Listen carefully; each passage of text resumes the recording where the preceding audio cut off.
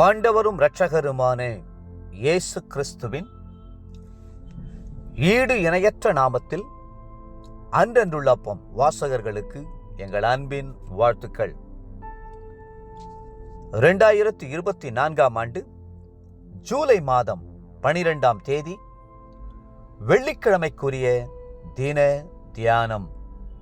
இன்றைய தலைப்பு உங்களில் வேத வசனங்கள். 119ஆம் சங்கீதம் 11ஆம் வசனம் சொல்லுகிறது, நான் உமக்கு விரோதமாய் பாவம் செய்யாதபடிக்கு உமது வாக்கை என் இருதயத்தில் வைத்தேன்.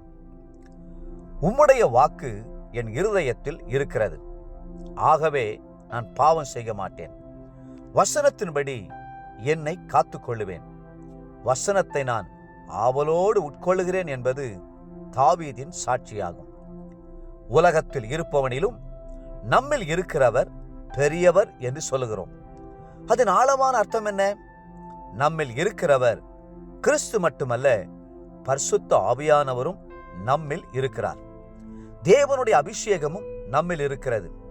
அது மட்டும் போதாது, தேவனுடைய வார்த்தைகளும் நமக்குள் இருக்க வேண்டும். அப்பொழுதுதான் நாம் பாவம் செய்யாமல் தேவனுடைய பிள்ளைகளாய் இருக்க முடியும். ஒரு மனுஷன் ரட்சிக்கப்படுவதற்கு முன்பு பாவத்திலே ஜீவிக்கிறான். அப்பொழுது அவனுக்குள் கிறிஸ்துவோ பரிசுத்த ஆவியானவரோ இருப்பதில்லை. அப்படியானால் அவனுக்குள் இருப்பது என்ன? வேதம் சொல்லுகிறது, மனுஷருடைய இருதயத்துக்குள்ளிருந்து பொல்லாத சிந்தனைகளும், விபச்சாரங்களும், வேசித்தனங்களும், கொலை பாதகங்களும், களவுகளும், பொருளாசைகளும், துஷ்டத்தனங்களும், கபடும், காம விகாரமும், வன்கண்ணும், தூஷணமும், பெருமையும், மதிகேடும் புறப்பட்டு வரும். பொல்லாங்கானவைகளாகிய இவைகளெல்லாம் உள்ளத்திலிருந்து புறப்பட்டு மனுஷனை தீட்டுப்படுத்தும். மார்க்கு 7ஆம் அதிகாரம் 21 23 வசனம் முடிய. ஆனால் எந்த மனுஷனும் கிறிஸ்துவுக்குள் வரும்போது புது சிருஷ்டியாகிறான். பழையவைகள் ஒளிந்து போயின, எல்லாம் புதிதாயின. 2 கொரிந்தியர் 5:17. ஆனாலும் எல்லா விசுவாசிகளும் செய்ய வேண்டிய ஒரு முக்கியமான காரியம் உண்டு. அதுதான் உள்ளத்தை தேவ வசனத்தினால் நிரப்ப வேண்டியதாகும். இருதயத்தை ஒருபோதும் வெறுமனே வைக்கவே கூடாது. அது வெறுமையாய் இருக்குமானால் நம்மை விட்டு நீங்கி போன அசுத்தங்கள் 7 மடங்கு அதிகமாக திரும்பவும் உள்ளே வந்து குடியேறிவிட நிறைய வாய்ப்புகள் உள்ளன. ஆகவே ரட்சிக்கப்பட்ட ஒவ்வொரு தேவனுடைய பிள்ளையும் தன்னுடைய இருதயத்தை வேத வசனங்களால் நிரப்ப வேண்டும். வேத வசனங்கள் ஆவியாயும் ஜீவனுமாயும் உள்ளன. அந்த வசனங்கள் உள்ளே இருக்கும்போது சாத்தானுடைய சோதனைகளை மேற்கொள்ளவும் சாட்சியாய் ஜீவிக்கவும் எளிதாயிருக்கும். உங்களுடைய இருதயம் வசனத்தினால் நிரம்பி இருப்பதால் உங்களுடைய வாய் சத்தியத்தை தெளிவாய் பேசும். தேவனுடைய மகிமையும் மகத்துவத்தையும் பேசும். இருதயத்தின் நிறைவினால் வாய் பேசும் அல்லவா? மத்தேயு 12:34.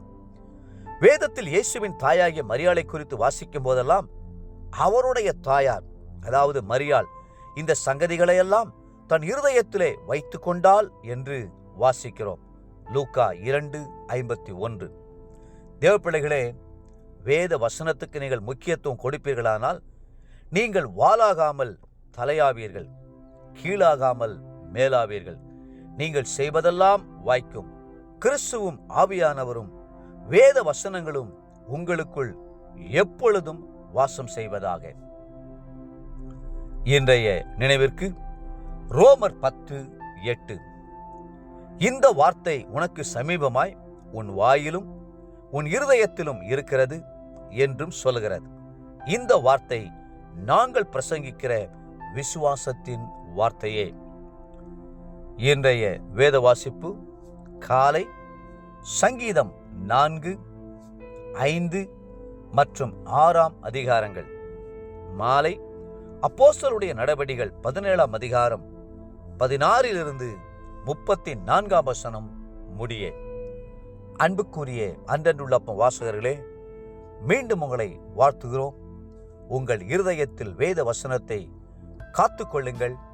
கர்த்தர் தாமே உங்களை ஆசீர்வதித்து மென்மேலும் உயர்த்துவாராக. ஆமென்.